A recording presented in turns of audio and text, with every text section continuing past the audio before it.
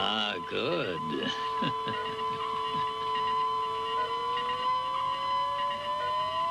Professor, his eyes are open. You now have a new life.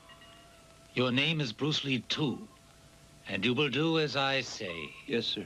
Take him to the recuperating room and send him Bruce Lee 3. Yes, sir. Right away.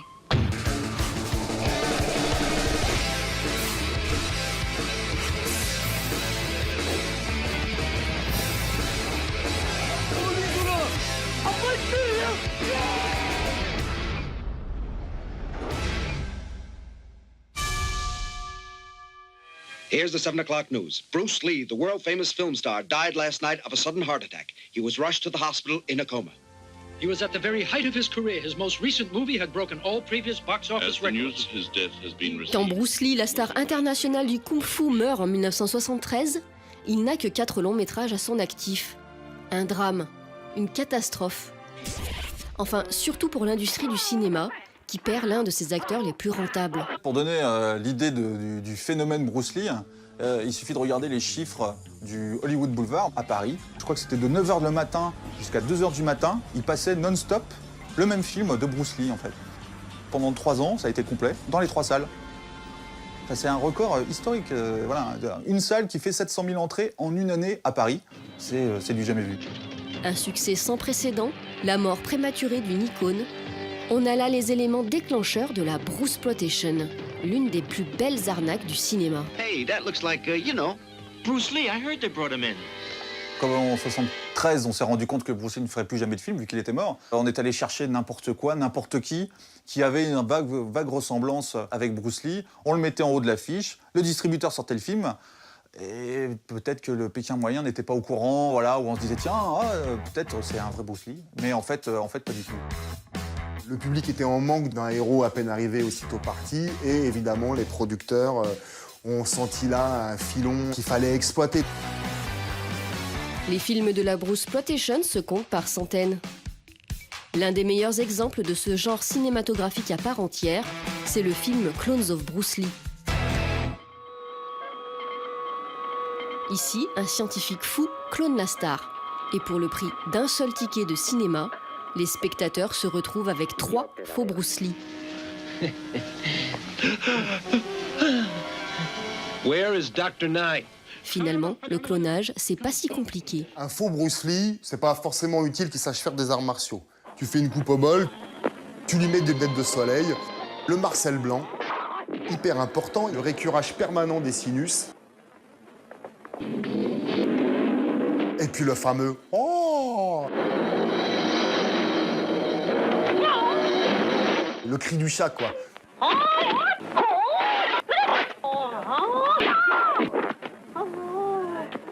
Comme dans Clones of Bruce Lee, tous les films de la Bruceploitation reposent sur une galerie d'acteurs plus ou moins convaincants. Mais dopés par des pseudonymes finement choisis. Il y avait Bruce Lee, L-I, Bruce Le, Bruce Lay, E-I, Bruce Lay, L-A-I. Et on a eu 2. Il y a eu Bruce Low, Bruce Lung, Bruce Tay, Bruce Lai, L-Y.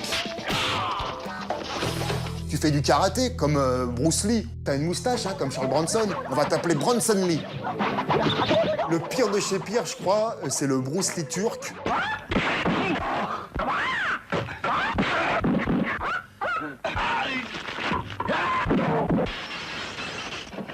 Il n'est pas asiatique, quoi. Il est juste brun, donc ils lui font la coupe de cheveux un peu comme ça. İnsanların birbirini sevmesi, sevgi, saygı, beraberlik. Celui-là, il est bien gratiné. Celui-là, il est bien gratiné.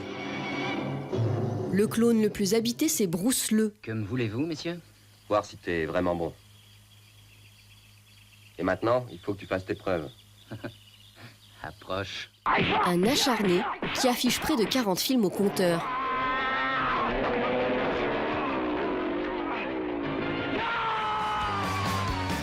C'est aussi le seul faux Bruce Lee à avoir tourné en France, ici dans Cameroun Connection en 1989. Il y tient le haut de l'affiche, même s'il n'apparaît que 20 minutes dans le film. Un Bruce, ça peut vraiment tout vendre. Tiens, t'iras en enfer, tu es flamme de l'enfer, ce bouffon. Ça va te brûler partout, tiens, je vais te tuer. Ça, c'est sûr. Attends, tiens, si j'agite ça, tu vas voir, tu meurs tout de suite. Ça, c'est sûr. Tiens, approche seulement. Tu vas voir, mais... Ta gueule! Tu vas mourir.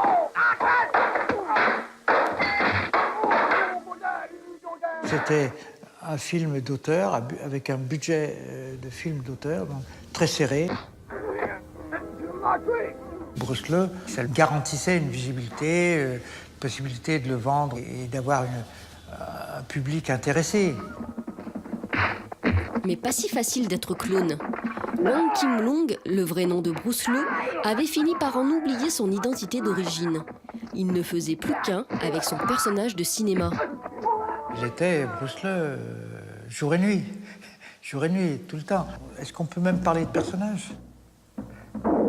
Donc autant sur le film, il était au service du film, parce que ça le valorisait. Aussi, en dehors du film, il était toujours occupé à soigner sa notoriété. Une notoriété qui a duré près de 15 ans, car Bruce Lee a aussi profité de la grande popularité des films dits de karaté. Une vague qui a déferlé en France dans la foulée de la Bruceploitation. Entre 8 et 10% de tous les films sortis à l'époque en salle sont des films de karaté. On peut compter quasiment 400 films qui sortent entre 1973 et 1980. Et c'est très étonnant, parce qu'en plus, c'était que des titres semi-parodiques, à la limite du racisme.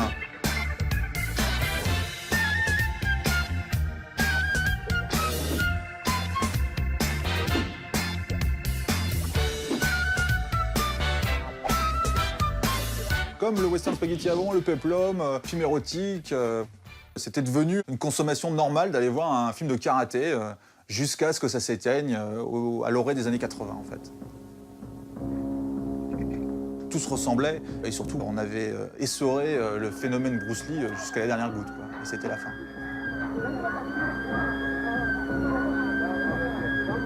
Il y a eu un dernier petit soubresaut, c'était les ninjas.